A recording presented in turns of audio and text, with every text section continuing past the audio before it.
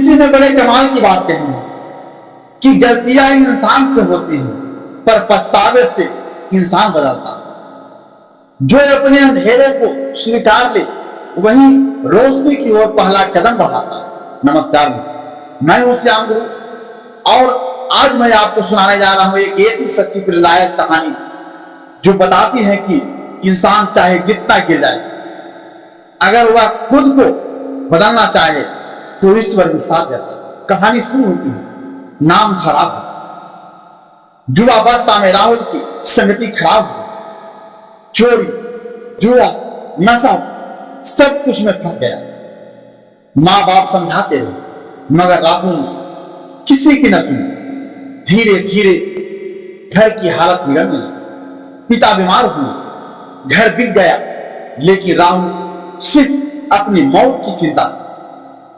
एक रात जब सब सो रहे थे, राहुल ने अपने पिता की दवा में पैसे जुए में हाथ दिया।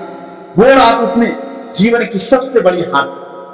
सुबह जब मां की आंखों में आंसू और पिता की सुनी आंखें देखी तो राहुल पहली बार पूछा। उसने खुद से पूछा, मैं कैसा बेटा हूं? क्या मैं इंसान कराने के लायक भी हूं? वह गांव छोड़कर एक मंदिर गया। वहां एक साधु से मिला जो बहुत शांत था। राहुल ने कहा, मैं बहुत पाप कर चुका हूं बाबा, क्या अब मेरा जीवन सुधर सकता है?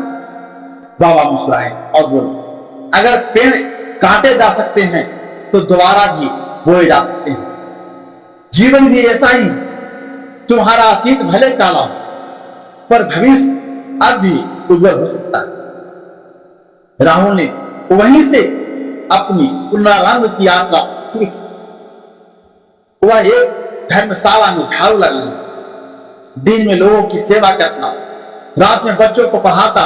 धीरे धीरे लोग उसकी सेवा से प्रभावित और उसे एक स्कूल में शिक्षक की नौकरी मिली। 5 सालों में राहुल ने सैकड़ों गरीबों बच्चों को पढ़ाया, उन्हें जीवन का सही रास्ता दिखाया। जो लड़का कभी पाप की दलदल में डूबा था वही अब रोशनी का दीपक बन चुका।